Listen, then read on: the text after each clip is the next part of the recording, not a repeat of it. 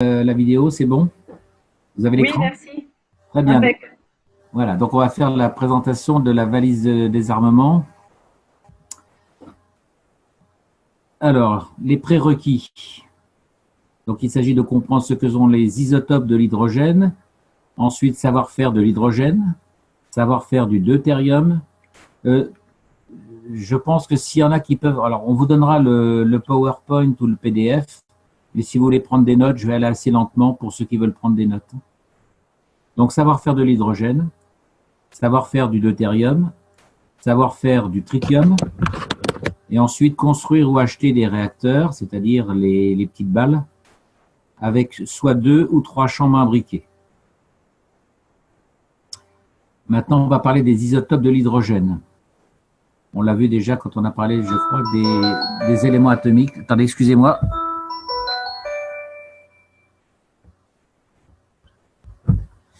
Donc l'hydrogène, c'est c'est un H, ou on l'appelle encore le protium. Donc c'est un proton. L'hydrogène, c'est 2 H, et on l'appellera deutérium. Donc ne confondez pas 2 H avec H2. Le deutérium, c'est un proton et un neutron.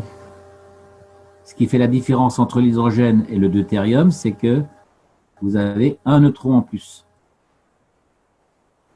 L'hydrogène avec 3 H s'appellera le tritium.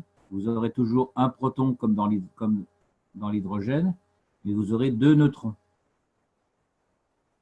Donc 1 plus 2, ça fait 3. C'est pour ça qu'on l'appelle 3 H. Donc en technologie cache, on ne s'intéresse essentiellement qu'au nombre de neutrons de façon à déterminer les éléments dans le tableau atomique. C'est ça qui nous permet de passer d'un élément à un autre par l'intermédiaire des isotopes. Donc il faut se méfier des apparences malgré tout. On ne fabrique pas du tritium au sens propre, mais c'est un élément qui se comporte comme tel. Même chose, on ne fabrique pas du deutérium, mais un élément qui se comporte comme tel.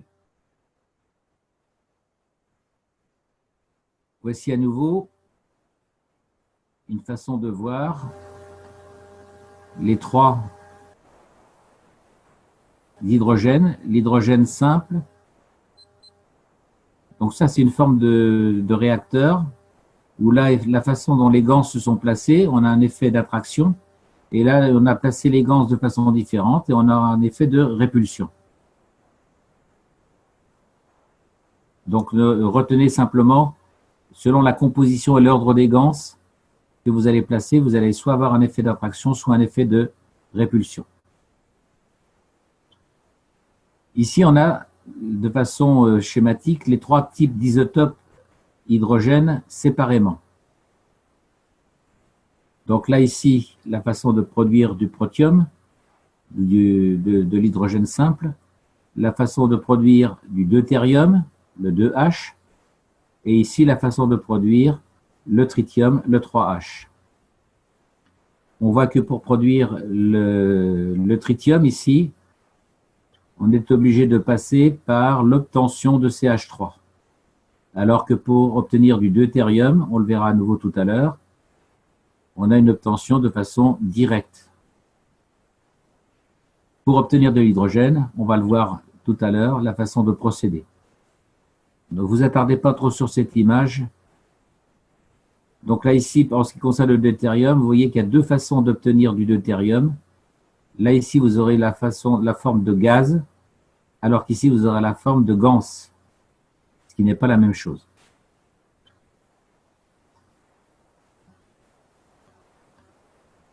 Maintenant, on va passer à la façon de pratique de produire le tritium. Alors, dans un premier temps, voici le montage complet. Vous allez avoir besoin d'un grand bac. Ce grand bac sera hermétiquement clos. Vous aurez besoin d'une première bouteille et une 3e bouteille. Ici, vous aurez un bâton de carbone sp3 ou de cuivre nano.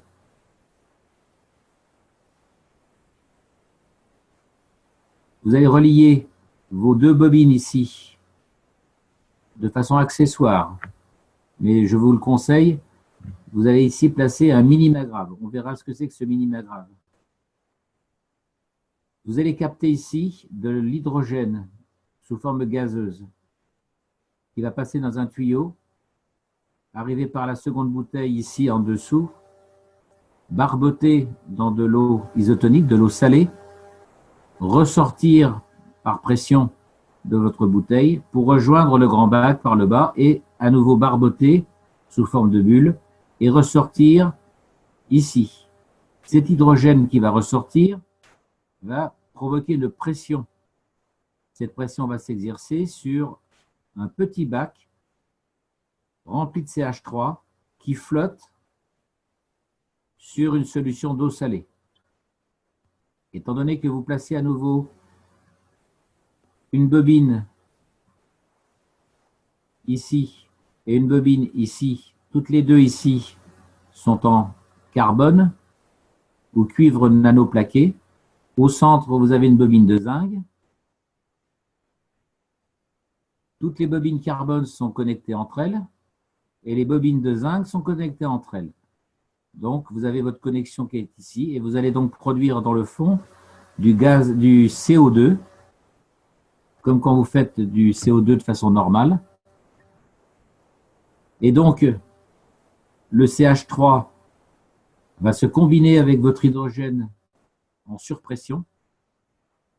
Le C, le carbone, va donc rejoindre le CO2 GANS du bac et il ne va rester donc dans votre petit bac que le 3H. Je vous laisse, ce document sera placé sur le site pour que tout le monde puisse s'en servir. Donc je rappelle, production d'hydrogène, barboter l'hydrogène dans l'eau, provoquer une surpression sur le CH3 qui se décompose en carbone avec le CO2 et il ne reste plus que le CH3.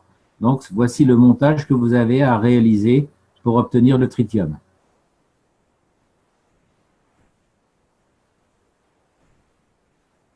Donc ici à nouveau c'est ce que je viens de vous expliquer dans l'image précédente. Donc la préparation du matériel, donc vous aurez besoin d'un grand bac PVC ou un bidon de 10 litres avec un couvercle bien hermétique. Je ne vous conseille pas de prendre du verre puisque je vous rappelle que c'est le PVC qui contient du carbone qui permet de constituer, constituer l'environnement dans lequel vous travaillez. Vous aurez besoin de 2 bouteilles de Coca-Cola ou 2 bouteilles en PVC avec leur bouchon. Toujours pas de verre, on utilise le carbone du PVC. Et un petit bac en PVC également qui va contenir le CH3. Donc je vous remontre l'image. Là ici, ça sera un tout petit bac qui va rentrer dans le grand bac. Voilà. Ce petit bac, lui, il reste ouvert. Seul le grand bac sera fermé. Vous aurez besoin de tuyaux souples transparents d'un diamètre de 5 mm ou moindre, des bâtons de carbone ou 4 bobines de cuivre nanoplaqué et une plaque de zinc ou une bobine de zinc ou de grillage à poule. Vous préparez 2 fois 2 bobines incluses en fil de cuivre nano avec 2 fils. On vous montrera les images tout à l'heure. C'est pour fabriquer ce que j'appelle des mini-magraves. Je vous remontre l'image. Ici, on va placer un mini-magrave et ici, on va placer aussi un mini-magrave.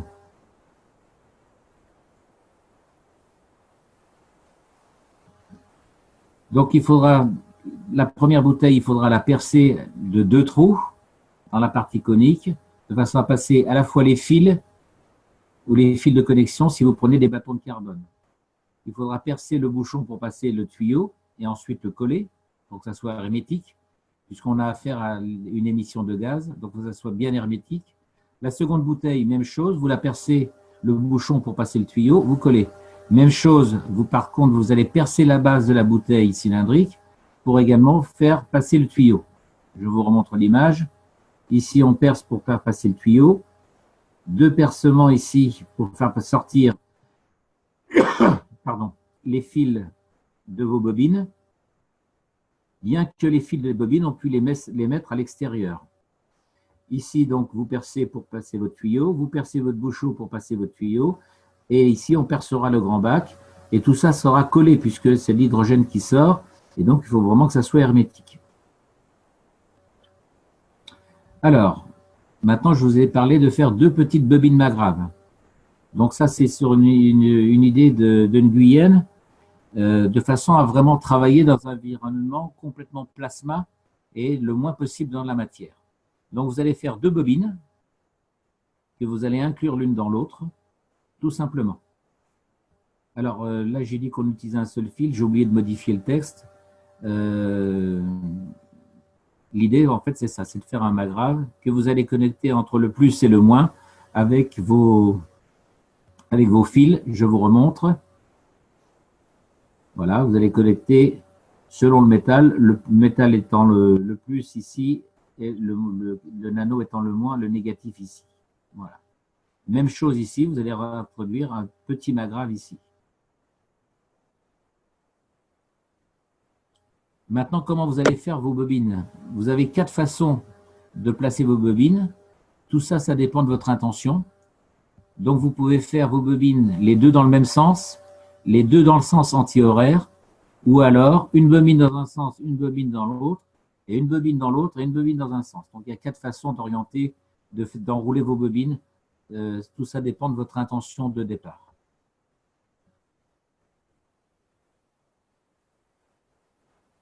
Je vous laisse regarder 2 secondes. Alors, maintenant, la production pratique du deutérium. Donc, ça sera ce bac-là. Donc là, c'est un grand bac qui sera ouvert, un cuivre nano, un fer zingué, relié par un courant assez fort. Donc la production va être assez rapide.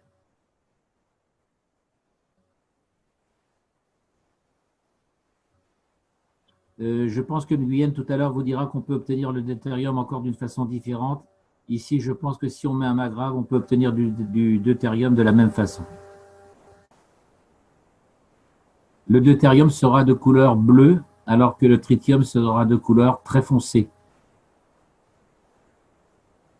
Donc, même chose, vous avez besoin pour la réalisation du deutérium un grand bac, toujours pas en verre, un bâton de carbone de graphite ou bobine Magrave, du grillage de zinc, du grillage à poule que vous roulez en forme de tuyau, des fils nano de connexion, une pile de 9 volts ou un chargeur 9 à 12 volts.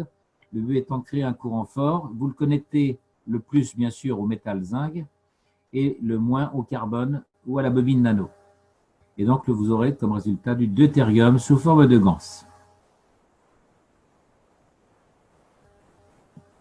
Maintenant, on peut faire un réacteur à 3 chambres. Alors ça, c'est le réacteur initial de la fondation Kesch, dont je vous ai montré les plans et les schémas la dernière fois, que personne n'avait jamais vu, je pense, sauf ceux qui les ont construits. Donc ça, c'est un réacteur à 3 chambres. Au centre, on mettra de l'hydrogène, la deuxième du deutérium et la troisième du tritium. Mais on peut faire avec simplement 2 chambres. Donc ça, je vous rappelle à nouveau la construction des réacteurs avec 4 unités, 1, 2, 3, la 4 au sommet. Ici, je vous ai montré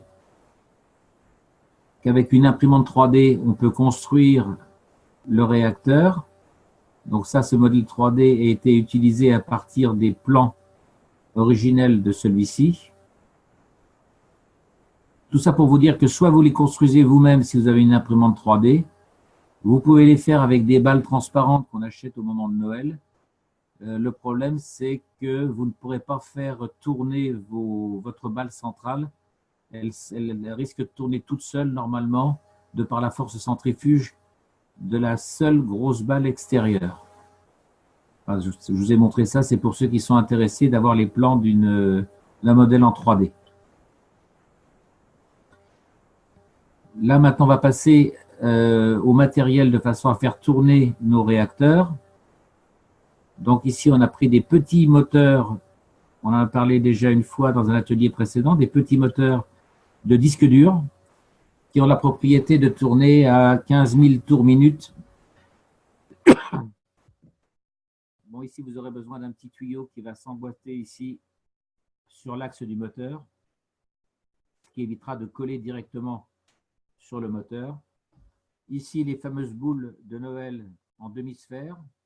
Donc, vous allez chez un réparateur de PC et peut-être qu'il vous trouvera tout ça ou on peut les commander sur Internet. D'ailleurs, je crois qu'ici, vous avez sur eBay, là, vous avez les liens d'ailleurs pour commander ce type de matériaux. Vous m'entendez toujours? Oui, Jean-Jacques.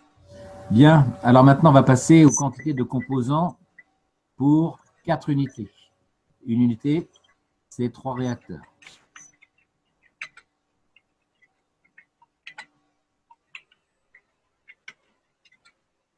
Première unité, par exemple, vous allez mettre 1 centilitre de liquide plasma au centre, 1 centilitre de ganse matière liquide dans la sphère périphérique. Donc là, on parle là, de mettre du ganse dans une sphère extérieure et une sphère intérieure. Donc on a 2 sphères l'une dans l'autre. Tout à l'heure, je vous ai parlé de le réacteur. Voilà, ce type de réacteur, normalement, il a 3 chambres, 3 sphères. Là, on parle que de 2 sphères. On va faire simple. Donc, la petite balle qui est au centre, vous mettrez du plasma liquide, alors que celle qui est à l'extérieur, vous allez mettre un ganse avec de la matière. Donc, n'en mettez pas 1 tonne, hein, vous mettez simplement du liquide et puis vous rajoutez un petit peu de matière. Pour la deuxième unité, vous allez mettre 2 centilitres de liquide plasma au centre, 2 centilitres de ganse matière liquide dans la sphère périphérique extérieure. La troisième unité, vous allez doubler, donc vous mettrez 4 centilitres et 4 centilitres. Et dans la quatrième unité, vous mettrez 8 centilitres et 8 centilitres. Donc ça fait 1, 2, 4, 6. Aussi bien dans la première que la deuxième sphère.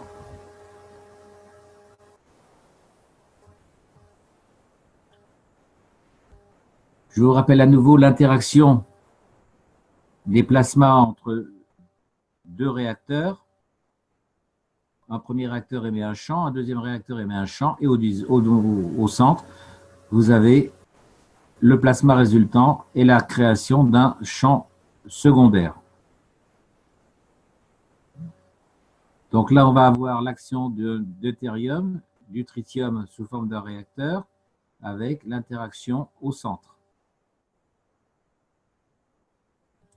Alors, la valise va se constituer de une unité, 2, 3, 4, 5, 6. On peut aller jusqu'à 12. Donc ici, vous aurez deutérium, tritium, deutérium, tritium. Au centre, vous aurez une première interaction dans chaque triangle. Et au total, vous aurez l'effet recherché.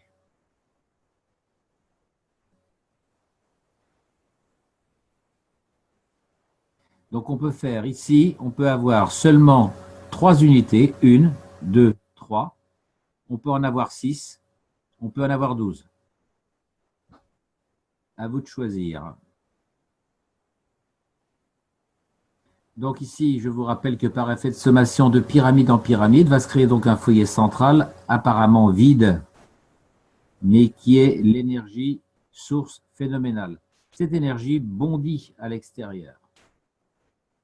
Alors ici, je les reprendrai sous un seul trait, mais elle bondit de partout. Vous allez avoir donc au-dessus de cet ensemble, vous allez avoir une sorte de création d'un dôme qui va paralyser quasiment tous les carbones utilisés dans les puces électroniques des armements. Puisque vous allez rendre les composants électroniques, vous allez les faire passer de conducteurs à résistants.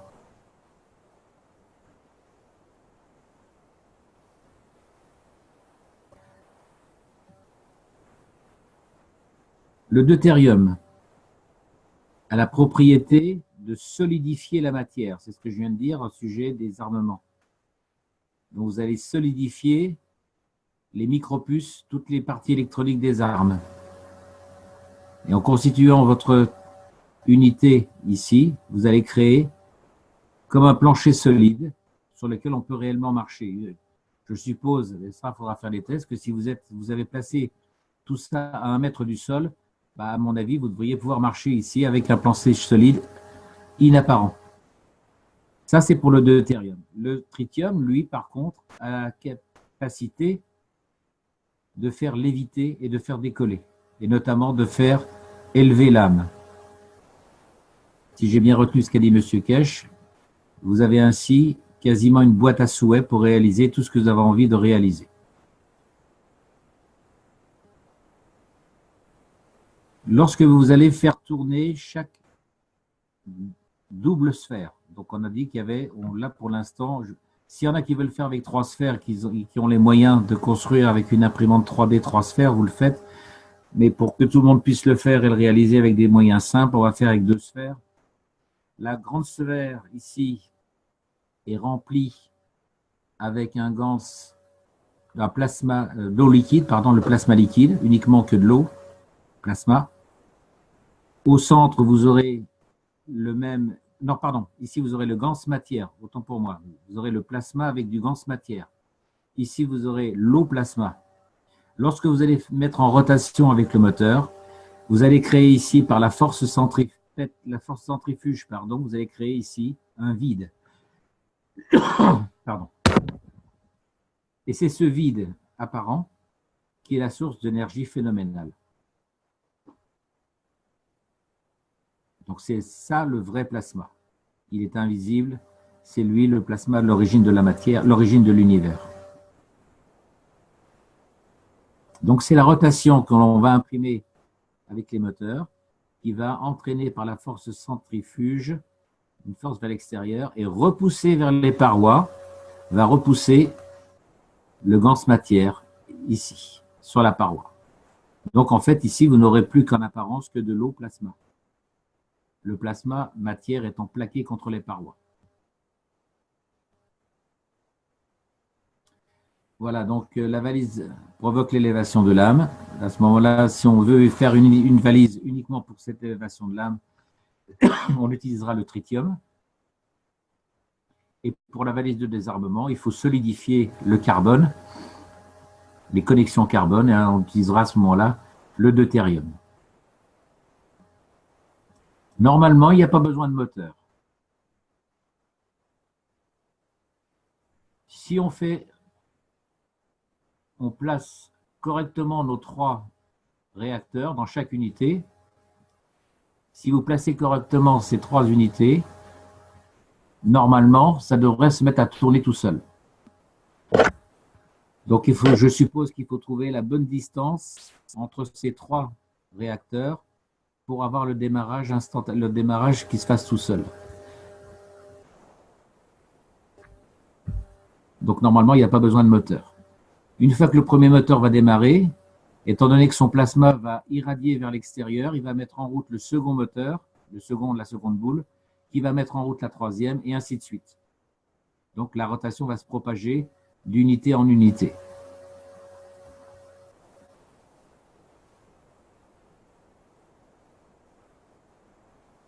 Donc là, je vous avais placé des vidéos qu'on a déjà vues jusqu'à présent pour vous réexpliquer un petit peu comment fonctionne, notamment sur cette image, les échanges entre les protons et les électrons pour parvenir ici à la création de l'hydrogène.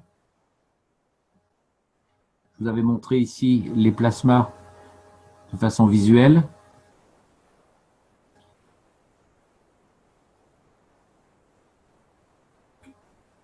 Donc là, c'était un rappel, c'est pour vous rappeler que les plasmas, ils sont en forme de volume plus ou moins sphérique et toroïdal, et non pas à plat. Le champ magnétique est toujours plus fort que le champ gravitationnel. Quand 2 champs magnétiques et gravitationnels sont à proximité l'un de l'autre, ils vont s'attirer ou se repousser jusqu'à ce qu'ils s'arrêtent en équilibre oscillant. Donc c'est un petit peu ce qu'on a vu avec les aimants. Les aimants soit se rapprochent, soit ils s'éloignent, jusqu'à ce qu'ils aient trouvé une position d'équilibre. Donc là, à nouveau, je vous répète qu'on va trouver un gradient de force entre le placement des réacteurs de façon à déclencher une première rotation et ensuite une rotation par contamination.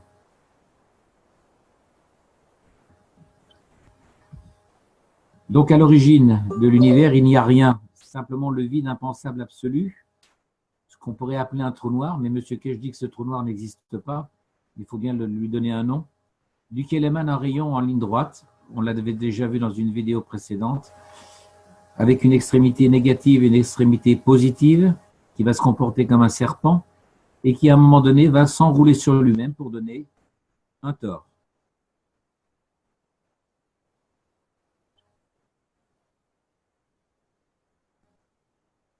Ici, je vous reparle à nouveau des fameuses rotations, j'en ai déjà parlé tout à l'heure.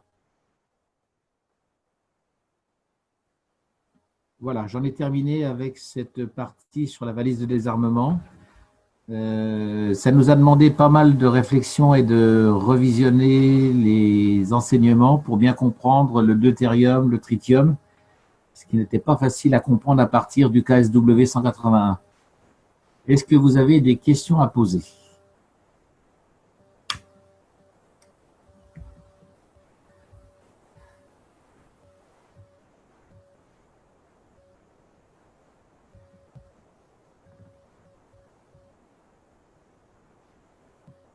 Bon, c'est pareil, le document sera à votre disposition.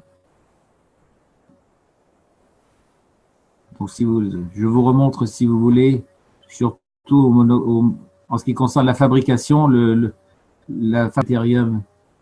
Voilà, donc le deutérium, je vous le remontre. La façon qui nous a été donnée, alors il y en a d'autres. Je pense qu'une Guyane a une façon de procéder qui est différente et qui marche apparemment très bien. Donc là, il est donné sous cette forme-là, sous cette couleur-là, mais le deutérium est bien de couleur bleue. Un bleu plus pâle que le bleu du CuO. C'est un très joli bleu.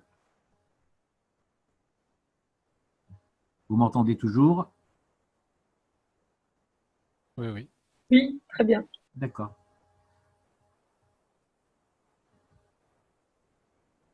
Donc je vous remontre à nouveau. Donc ça, c'était les petites bobines à rajouter. C'est assez important d'avoir ces petites bobines pour avoir un minima grave dans les connexions, pour être vraiment dans une condition plasma. Ça, c'est vraiment très, très important.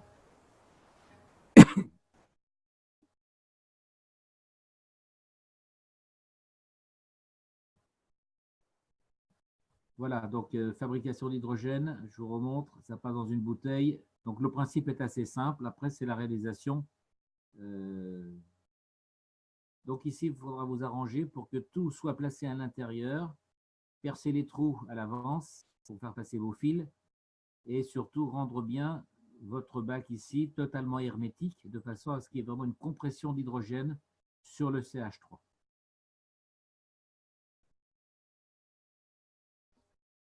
Voilà, j'ai une question. Oui. J'ai une question, c'est Adil, bonsoir. Oui, je t'écoute. Tu vois, au tout début, la première bouteille quand on commence, donc tu as dit c'est l'hydrogène qui va monter, qui va aller dans la deuxième bouteille. Oui. En fait, là, il n'y a pas d'alimentation électrique pour pouvoir créer une réaction pour déclencher la séparation de l'hydrogène de l'eau. Non. Ça va se faire tout seul. Oui, parce que là, tu as NaOH et NaCl ici. Et donc, avec le NaOH, alors il y a des paillettes d'aluminium ici, pardon, tu vois. Et donc, tu sais que quand vous fabriquez des plaques nano, vous mettez de la soude caustique et de l'aluminium. Et vous avez. Non, presque plus, Jean-Jacques. Oui. Et là, ça va mieux? Un petit peu. Bon, je vais essayer de parler très fort. Donc, dans la première bouteille, quand vous fabriquez des plaques nano, vous mettez de la soude caustique, vous mettez de l'aluminium, et au moment où vous versez l'eau chaude dessus, vous avez une réaction thermique très violente. Oui. Dans cette réaction thermique violente, vous avez émission d'hydrogène. Mais jusqu'à présent, on n'en a jamais parlé. Simplement, on vous a dit que c'était des gaz nocifs. Alors, il y a de l'hydrogène, mais il y a d'autres choses avec. Donc, vous allez avoir une production d'hydrogène Et cet hydrogène est récupéré et va passer sous forme plasma. Donc plus sous forme, il va plus être sous forme de gaz. Ok, donc ça veut dire dans la première bouteille, l'eau, il faut qu'elle soit chaude ou froide quand on va la mettre. Là, ici, moi, je mettrais de l'eau bouillante. D'accord. Hein, donc, faut vraiment que tout soit bien préparé dès le départ. Dès le départ, puisqu'en fait, il faut provoquer une réaction thermique. Hein. On ne peut pas utiliser, je ne pense pas qu'on puisse utiliser la soude à froid. D'accord. Merci. De rien. D'après moi, c'est la première bouteille, c'est qu'on fait, c'est on récupère l'hydrogène. Et le deuxième bouteille, c'est le filtre. On appelle filtre pour éliminer tous les autres gaz. On laisse seulement l'hydrogène qui passe. Oui, oui, oui, oui. Oui, j'ai pas précisé, tu as raison, Nguyen, hein. Parce que là, ce que je disais à Adil, c'est qu'ici, quand vous produisez quand vous faites votre nano habituellement avec vos plaques, quand on fait pour préparer le CO2, pardon, vous avez une émission ici de gaz nocif. Donc effectivement, c'est un mélange de plein de gaz. Donc le fait de faire barboter ici, vous allez faire un triage, un trip, comme dit Nguyen. Donc ici, vous allez avoir tous les autres gaz qui vont rester ici et il va ressortir que l'hydrogène.